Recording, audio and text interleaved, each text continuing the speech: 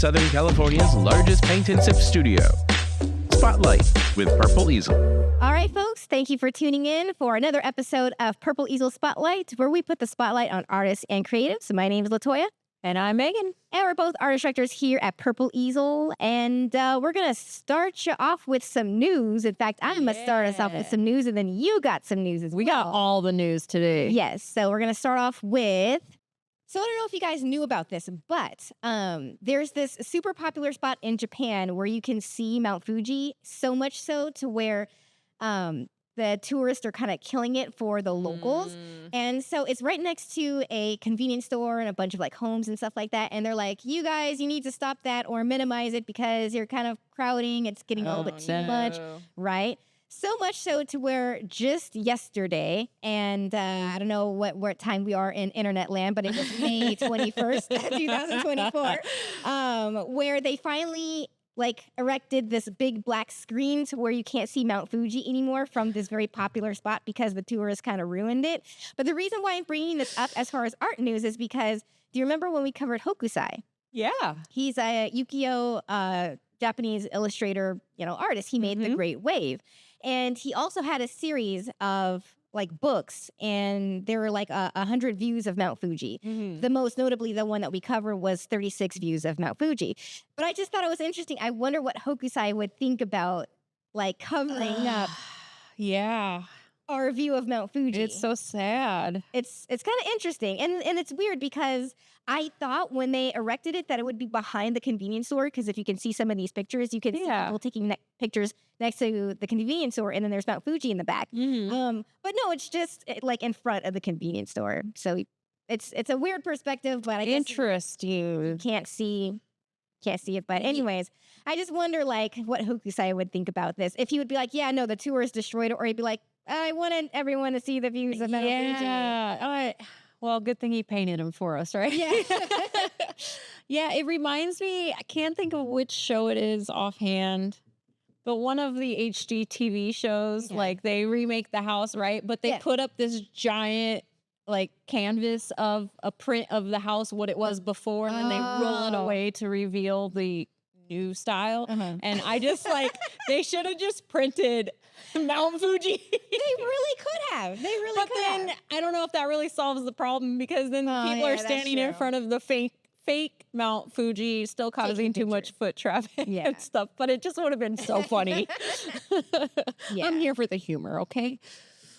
That's it's really disappointing that that's the world we're in now. Although I get it. You need to preserve these spaces. You don't want them to get trampled. And if it's legitimately causing problems, like I know those like electric scooters that started popping up in all the cities were great for a minute. Yeah. And then cities started to ban them because people would just leave them laying around, and it was causing traffic accidents and all kinds of stuff. And it's like, well, maybe it's not so great. We have to ruin everything. We do. I mean, we have to ruin everything. We can't have nice things. No. It sucks. But there's my news for today. Speaking of not having nice things. Okay. When the human's human. Okay. So we need to talk about this New York City Dublin portal situation. Can't have nice things. We definitely can't have nice things. So for those of you who are not familiar, an organization basically created an electronic portal from Dublin to New York City in real time, where you could like literally wave to people. It's like a FaceTime, like a giant FaceTime. Yeah, it's essentially a giant FaceTime right in the city center, Times Square, Flatiron District, whatever. And then the same thing in Dublin. Just like as a social experiment, art, installation. In theory, it sounds cool. The idea of it sounds great. Yes. But it's literally a portal. And I'm going to start with what the intent of this project was. The goal of the artwork had been to redefine the boundaries of artistic expression and connectivity, and create a sense of joy and connectedness for participants. Unfortunately, people be peoplein', And it wasn't long before trouble started brewing. Yeah, which surprisingly was first on Dublin's side, just because like a lady got arrested on their side the first day it unveiled itself, which I thought was strange because I'm always hearing like, a walk in here, like the New York. Yeah, right. Walk in here. New Yorkers don't have time for the shenanigans. No. Maybe that's why. So yeah, I was expecting our like chaos to be more on New York side, but a lot of it was on Dublin side. Yeah, I mean, we did have some OnlyFans influencer type That was on person New York side. flashing. And she doesn't regret it. She's like, no, I will do it again. I mean, it's her. People be people in. I mean, it is what it is. But I think there are some really wholesome things too, like people playing rock, paper, scissors. Yeah, like, that happened. Cute Like, things. some dancing. Yeah. And stuff like that. So because of all the misbehavior and images that maybe shouldn't have been shared and such, they shut it down. Mm-hmm. But it's now back. Yeah, it's It back. has reopened, and now they have shortened the hours. So instead of Okay. having a 24-hour stream, it's from 6 to 4 in New York and 11 to 9 in Dublin. Which to me is kind of sad because that cuts out all of the New York like nightlife. When people are actually doing things and not trying to get to work or go to appointments or whatever. Maybe that's a good thing. Maybe, but it is a little sad because that's like the epitome of New York when all the Yeah. lights come up and, you know, That's true. all that. But they have basically security on the New York side, and they have portal ambassadors on the Dublin side just to keep people kind of, you know, in line. And they've also created a sensor, so if you get too close to it, it will blur on both ends. Okay, so I thought that's what I saw the area, like there's like some feet and it's like, don't stand here or whatever. Yeah. Okay, that's what that's about. Yeah, you gotta keep back. Okay. Just like a museum, don't get too close to the wall. You'll set off the alarm. So yeah, I think, you know. I mean, this is why we have the Mona Lisa so far away. Right. This is why we have all those artworks in glass, because we can't act right. We can't be trusted. We cannot be trusted. It's a very sad state of affairs. Yeah. But here we are. All right. That's your news for today. And then Megan's gonna start us off with your artist that you want to talk about. Yeah. So the way I stumbled across this artist is really kind of funny, at least to me, because, you know, I'm weird and I have a weird sense of humor. But back when I was searching for wedding stuff, I had like a bunch of books in my centerpieces, and I wanted them all to coordinate because I had just collected a bunch of stuff and it didn't look nice all together. So I wanted to cover it in pretty wrapping papers. So I'm on Zazzle, and I'm looking for things in my color scheme. And I keep coming across these designs. I'm like, I really like these designs, but they don't quite fit. But I was like, I don't know who this dude is. This William Morris is probably some like, you know, like they'll partnership with different designers or whatever. I'm like, I've never heard of him, but it's cool. It has like an Art Nouveau kind of vibe to it. Yeah, dude's actually pretty famous. And I love these designs also, by the way. Yes, they're so fantastic. So I included a little screenshot of Zazzle, just so you can see, you can get prints on pretty much everything. And it's so pretty. And the funny thing is, I had kind of forgotten about him. And like, it just disappeared off into my brain until I'm like, I want to spotlight this artist, and it's going to be our second artist. I'm like, how can I find somebody from yesteryear to kind of coordinate? So I'm looking, I'm like, okay, tapestries, textiles, who's a textile designer, is famous, blah, blah, blah, putting all the things in the Google. And guess who pops up? Who? William Morris. Wow. The same William Morris with stuff on Zazzle. Not only Zazzle, but you can get pretty much everything at the Met store as well, which I also included a screenshot of, because we've got prints, we've got scarves, we got handbags. Ooh, like scarf. It's all the things. Ooh, I love Art Nouveau. Dude is super famous, and I had no idea. Like, we've been like wearing and like inspired by this and didn't even know. This is like super on trend right now too, because maximalism is coming back. Your grandma core, all of your like fancy wallpapers and Which, is good because when I was a kid, I mean, obviously they were great, in 80s, yada, yada. And then poof, they just disappeared. Yeah. And I'm like, I always wanted wallpaper. Right. But now, like, I can. It's starting to come back. Cool. I watch a lot of HGTV, so I can tell you wallpaper is a thing. You just gotta get the good stuff. So a little bit more about William Morris. Ooh. He was born in 1834, lived to 1896, so right before the turn of the century.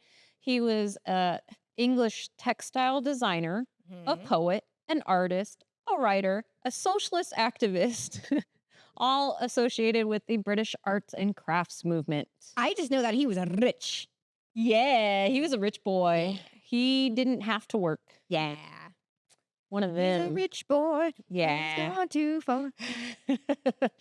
So he grew up with a wealthy family, had a nice inheritance, but early on became really enamored with the medieval style and romanticism and had very strong design opinions. And in fact, when he was on a family trip to London when he was just 16, he demonstrated his loyalty to craft principles by refusing to enter the Great Exhibition, which championed the machine age design. Wow, say that 5 times fast. Machine age design? Yeah. Machine age design. Okay, well, you're better at it than me. On the grounds of taste. Okay. He just thought it was distasteful. Okay. So this kind of arts and crafts movement was really born out of industrialization. It was no, we reject this and we want to go back to the handcrafted. He was like the first Etsy. He was. Exactly. He's the precursor to Etsy. Okay. And so now you can say we're going through it again. We're like, that's true. All this AI stuff. We're rebelling against, this mass produced. People want like handcrafted, like personal things. Exactly. So he went to Oxford and he originally was studying to join the church, but soon realized that he was much more committed to art. And so him and his buddy, whose name I don't remember and probably couldn't pronounce anyway, created a brotherhood, as they called it. It seems a little culty. I'm not going to lie. I want to join a brotherhood. It's a little culty, but it was really a bunch of artists. Okay. Kind of collective. Think of all your hippies living on a commune somewhere. Yeah. It was kind of like that. A brotherhood of arts and crafts. A brotherhood, yeah. So he started with some painting. You see, before we had a self-portrait of his, and this one is one of his most well-known paintings. It's Isolde from Tristan and Isolde. He liked all those medieval classic stories. Now, it's not really considered complete. He was using a model who later became his wife. Okay. And he even wrote a message on the back saying, I can't paint you, but I love you. But his body proportions never quite got there. Huh, okay. But the detail is quite stunning. You can see a lot of work was put into this, even if ultimately he decided he didn't care for it. Yeah, that's nice because it looks complete to me. Yeah. I wouldn't know the difference if it hadn't said that he didn't consider it complete. So, I mean, here we are. Never judge your work too harshly because you never know what the viewer is going to see. That's very true. All right. So he decided that he wanted to make a home for him and his wife now. And again, with the whole commune feeling, he's like, we're just going to build it from the ground up. And then we're going to design all the things because we can't find stuff we actually like. So we'll make our own.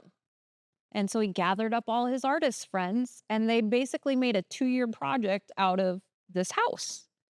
And it was kind of the central location for their collaborations, I guess. So what I'm seeing and what I'm hearing is that Purple Easel needs to create a brotherhood. This is how we can get houses. We all come together. We could all buy a plot of land, make some houses.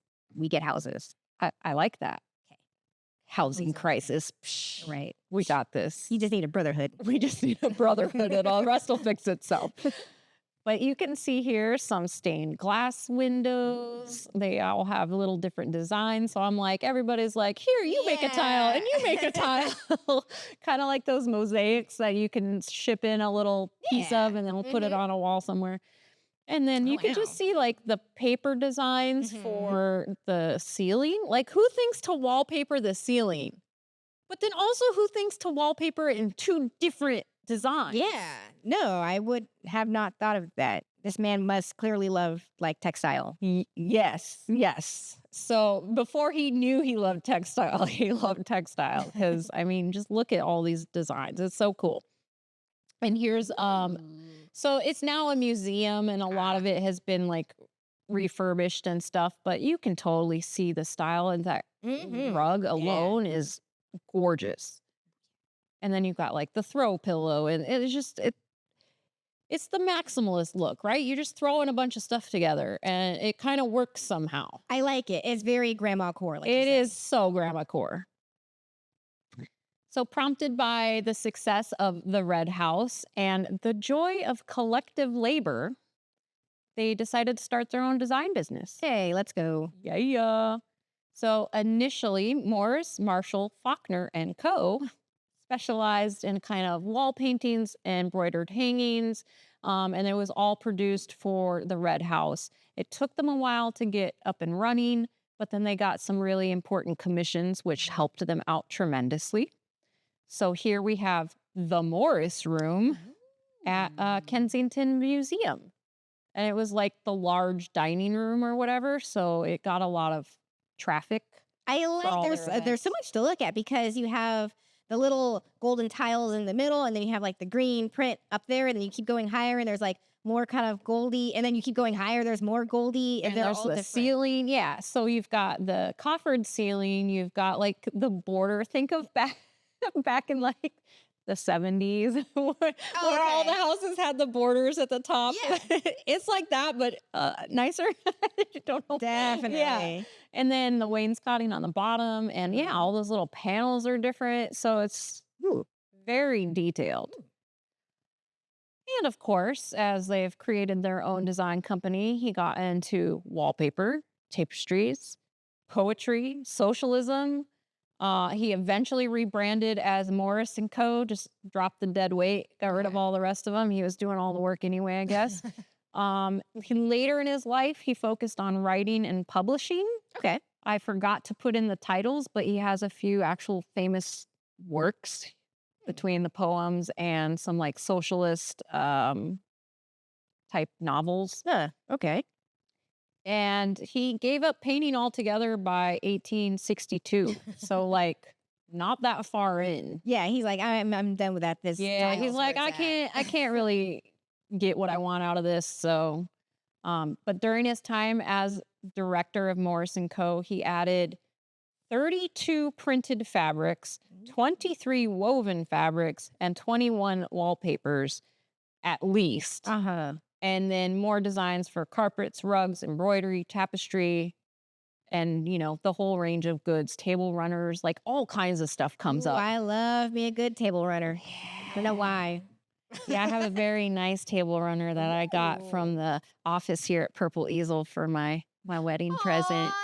Nice. Yes, it's a Frank Lloyd Wright because I love him. It's the Brotherhood of Purple Easel. Yeah. So this is one of his most famous prints. This is the Strawberry Thief. This one right here? Yep. Okay. Oh, is the bird stealing? It's the birds. So you would have thrushes who would come and steal his berries at his estate. Okay. And this was inspired this work. But this has been used by like fashion designers now for throwback stuff. It's on everything. I feel like I've seen it in multiple different things. Yeah, it's one of the most popular. Like a lot of his stuff you can still get. Whether it's reprints or whatever, you're probably not the original, but like it's all over. That's the really cool thing about prints and stuff like that is you can just keep duplicating for like ever. Just keep going. Yeah. And here we have one of his designs actually in a room on the wallpaper. Wow. It's so pretty. It's very quaint. It is. It is. Happy times. going a little vacation, having little croissants, drip a little teas. Yeah, it definitely needs some tea. It is definitely tea type wallpaper. Here we have a tapestry. Just thinking about the evolution of textiles and like on the loom, trying to come up with these crazy intricate designs. I don't even know how they do it. Like, I see it done on Instagram, but to this day, I'm like, how do they know? Blows my mind. It blows my mind. Just humans in general. Like, how did you guys come up with this idea? And it's just so cool. It's one thing to just do it and it be like a piece of cloth, but it's another thing to do it with all the patterns on there and all the swirlies. And I mean, that was the whole idea, right? Like, this is some functional art which you hang on your wall to help keep the draft out of your big stone castle or whatever. And why not make it look pretty? I love tapestries, especially in my Animal Crossing home. I have a lot of them. I have one too, actually. Gosh.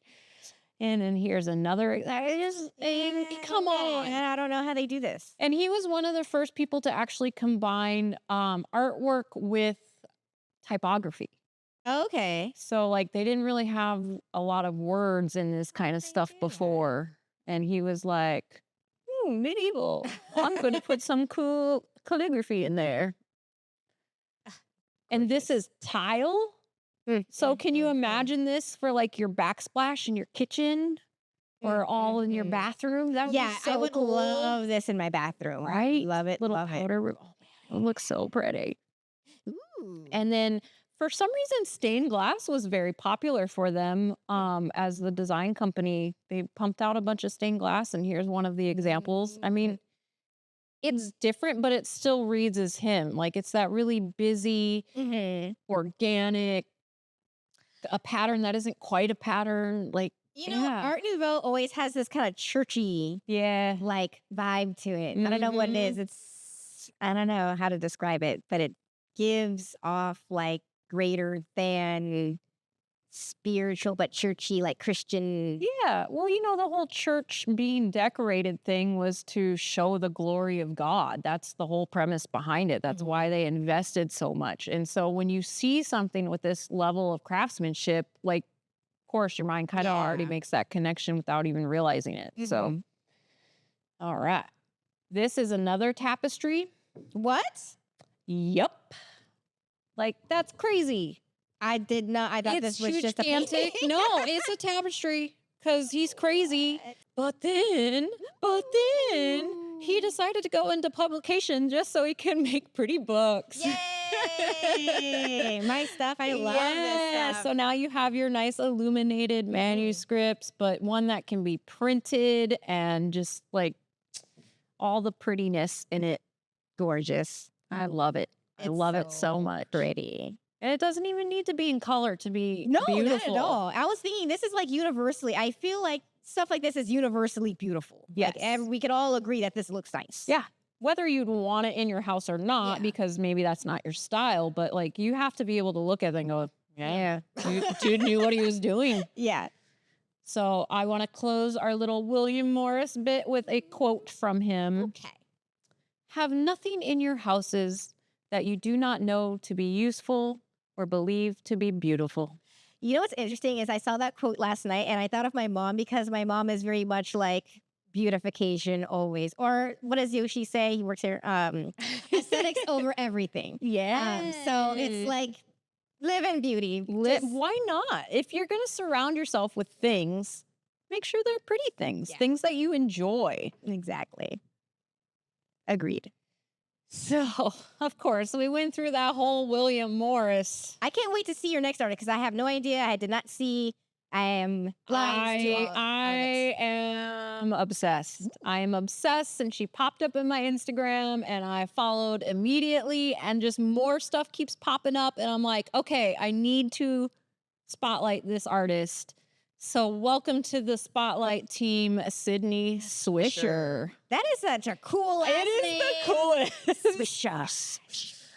Swisher. And I'm going to start off with her like artist statement that was on her website. Yeah, this is it. This is all we get though. Okay. So the rest is just going to be talking about her work, which is plenty to talk about. Okay. But she's a self-taught artist and she specializes with oil on fabric. And I just love this little caption. Her paintings honor the silent work that crafted the tapestry of the world we fall heir to.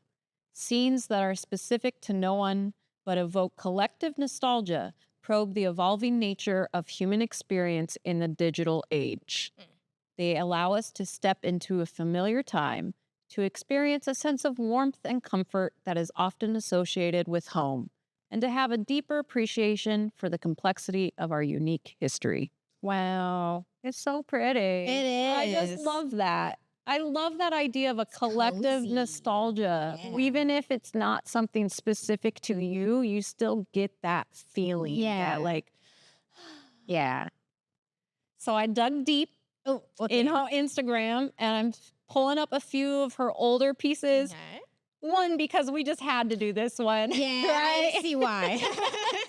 The back. The back. Yes. The back is back. Yes. So one of our other artists that we spotlighted had a whole series of portraits that were the back of women. So I just had to throw that in there because it's great. Oh. But then I love this too. That's cool. It's like almost, I wouldn't say that it's censored because I actually like pixelated. Yeah. It's almost as if it's in a process of either all getting pixelated or it's unblurring and then like the rest has to render. Like you don't know which it is. So cool. I just love that take on a portrait. Like who thinks of this stuff? Humans. It's incredible. And then in our next image, we start to see the beginnings of something. So this is a character from some horror movie I've never heard of, but it was thrifted fabric.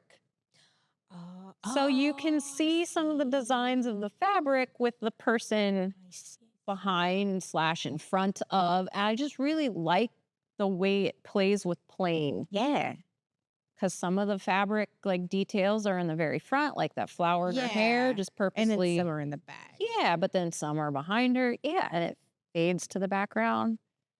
It's really cool. It's really cool, right?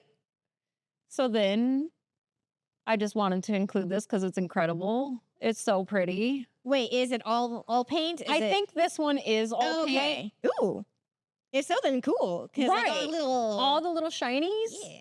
It looks so good. It looks really good. That looks like real. Like I know. Like on the hand. I couldn't not include it because it's so stunning. Huh.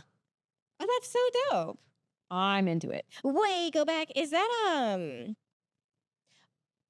like a K-cup? At first I thought it was a K-cup, but then I thought it was one of those. Never mind. I don't think it has anything to do with that. I was just trying to make some. Yeah. Because everything was like red, and I was just like, oh wait, is this like a symbolism? Of some sort? Yeah, maybe. She didn't really have a lot of captions on most of her stuff, and again, this is her earlier things when she really wasn't using Instagram very much, and you can tell it was just very sporadic. Like, oh, I did this, or here's some spam, whatever.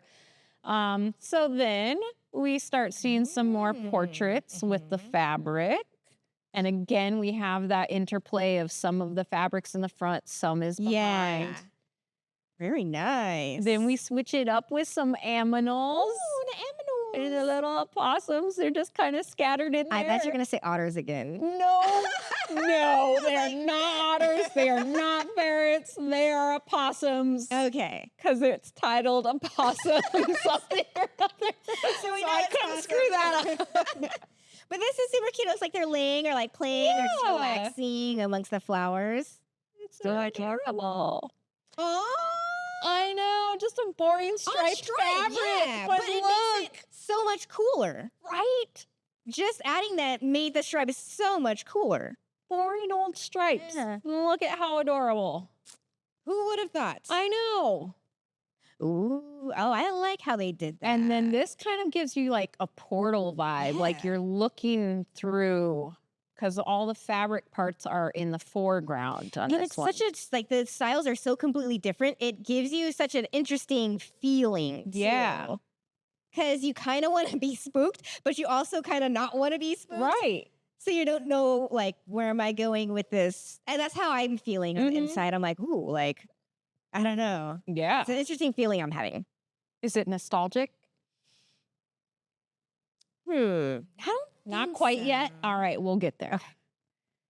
So again, same thing, different color play. I really love the sky is orangey reddish. Like that's it's so so cool. bleeding into the fabric so well to where I can't tell what is like the fabric and oil paint. Yeah.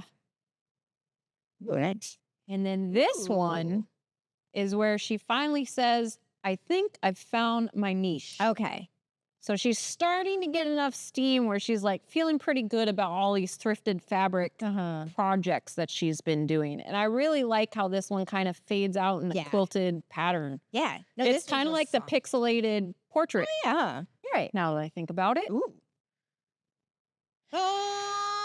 Do you feel the nostalgia? Yeah, I do. Yes. Okay, so I literally had this exact fabric as a bedspread.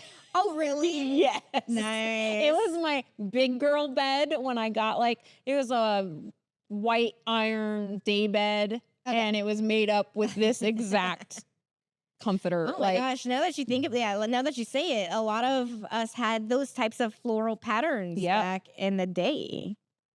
Like if you grew up with those patterns. And this one just, it's like so 70s. It's right the color palette. But it's so cute though. It's just the little kitchen table and the light and the details. Yeah, the detail. It's so soft. It looks super all the lace and you can see the light shining through from the back of the lace. Like, oi. I know. I'm in a beautiful, I'm frolicking in this one. I am frolicking. I'm having a great time frolicking in my head. Good. As you should. Aww. Now here we start to see something different happening. And I really think it's the progression, right? Okay. Like you see these subtle changes that she's like, what if I did this? So here you see some of the fabric in the background. Some of it is in the foreground in the figure and it's like fading and she slightly colors it differently. And it's just so cool. It makes her look kind of ghosty. Oh, yeah, totally. And even more so because we can't quite see her face as well. I'm wondering if the pattern that she's wearing, the little girl, it's like, I wonder if she overlapped that. So you have the original pattern and then overlapped it and then kind of pasted it because it kind of looks like it's a different pattern too. Yeah, that one has some stripes in it, but they're like, they coordinate so well together. You can hardly even tell. Yeah, it's really cool. And then this print's familiar to me. This is, I think, the first one that I saw pop up, and of course, I was like, "Kitty!" But also, that's my color scheme. I love the cool colors, so I was attracted to this on multiple levels. But I want to say we had a couch. It wasn't this, but it was very similar. Not the purples, but it had like a bluish tone. When I was a kid, we had a couch very similar to this. Here, but that's crazy. It's like a light blue. My grandma had a chair just like that. Oh, yeah? But it was a totally different, really, really ugly fabric. Oh. But the chair is the same, like that same style. And I like the size different. So like the fabric on the chair is like her copying the fabric, I guess, painting the fabric on the fabric. But it's in a totally different scale and it flows with it. Yeah. And it's just so brilliant to me. How do you think of this stuff? Ooh, I see what she done here. Yeah. So that little corner of the hanky is an actual hanky. Put on top of all the other stuff. And then we have kind of that like translucent, her top is like see the fabric. Yeah. Like it's so... How much does she sell her stuff for? Because this looks expensive. It probably is. The original is probably very expensive. I know she has some prints. I don't know what of, because some of it is not going to translate quite the same. Yeah. Especially when you get into stuff like this. Yes, I see. Oh, that's cool. Isn't that neat? So cool. Like, who thinks of making bushes out of lace? Come on. And then like fade, right? So like she just used the lattice work to make a fence and then faded up the sky. It's so cool. I love the color choices also in this one. I like those tans and the blues. This is clever. Isn't it? It's very clever. Now you understand why I'm obsessed. Yeah. Like, I want to be in her brain for a minute. It's so cool to see this little piece of her. The fact that she can come up with all this. Can't Like, wait to show that you. fabric on the sleeve is the wallpaper. It's just brighter and not painted on. And then, of course, you've got the fabric on the fabric for the tablecloth. It's just phenomenal. I have no words just because I'm like, wow, I would have not in a million years would I have ever thought of something like that. Yeah, Sydney Swisher, man, we are here for it. Yes, Sydney Swisher. That is so cool. Somehow I want to say that her last name relates to the swishing of fabric. Ooh, I like that. And you know, she got her first show somewhat recently. It might have been towards the end of last year, but guess what she called it? Fabricate. Just like, yes, mic drop, done. It's so good. Yeah, no, that's pretty so dope. good. Wow. I love her. Right? I love it. It's so good. It's so good. So now you can understand why I went full circle with William Morris. Okay. Just so we can appreciate some nice textiles and different ways to use them. Yeah, totally. If you guys haven't already, go ahead and follow her because it's so amazing. And go get you some William Morris gear while you're at it, because it's everywhere. Oh, one thing I wanted to say that I thought was interesting, kind of going back to the Etsy from what I was understanding about Morris, is that he was, like you said, there's, we have machines making our stuff, but like, we need people to actually make the things. It's worth more. But I guess like his ventures didn't pan out as well as he thought it was going. I thought he thought he was going to make like a bunch of money, I guess, from it. And he did, but I guess maybe not as much as he wanted to or whatever. He probably would be now. Oh, yeah. But that kind of was against what he wanted. He didn't want mass produced, which now his stuff is being mass produced. So that's kind of like, it's kind of like the Mount Fuji all over again. Like, would he be into this? Yeah, I don't know. That's true. Wah, wah. And I think that's just so important because, obviously we're artists and we sell stuff here that are handmade to us as well. So you just shout out to all the people who are making handmade stuff and selling it. Yes. So you will always have a place in society because we're always going to boomerang, right? Like we go towards one thing and we're like, let's course correct a little bit. Yeah. And that's where we are now. So I'm excited to see what the future holds for Sydney and the rest of us and the whole textile industry in general. Yeah. Wow. That's something I need to think about more because it's something that we just wear. We don't really think about it a whole lot, but I know it's popular. Like there's the whole, like the Met Gala people, like the whole fabric, all of that stuff. That's a whole other monster. Like it's a whole other art form. Yes. But it's something I don't really think about a whole lot. Yeah. Maybe I should think. The fact that somebody has to design all of that stuff. We gotta take it for granted. We do. We totally do. Even when you're out at Target and you find your peel and stick wallpaper, somebody had to design that. That's so true. It might be mass produced, but somebody had to do it. Dang. Yeah. Well, thank you so much for illuminating. You're so welcome. I'm glad we got to include some illuminated manuscripts in there too. We were all kind of. The modern kind anyway. The printed sort. Yeah. So another great episode of Spotlight with Purple Easel. Thank y'all so much for tuning in. Make sure to like, subscribe, follow, ring the bell, do all the things. Yeah. And make sure to follow our artist, Sydney Swisher.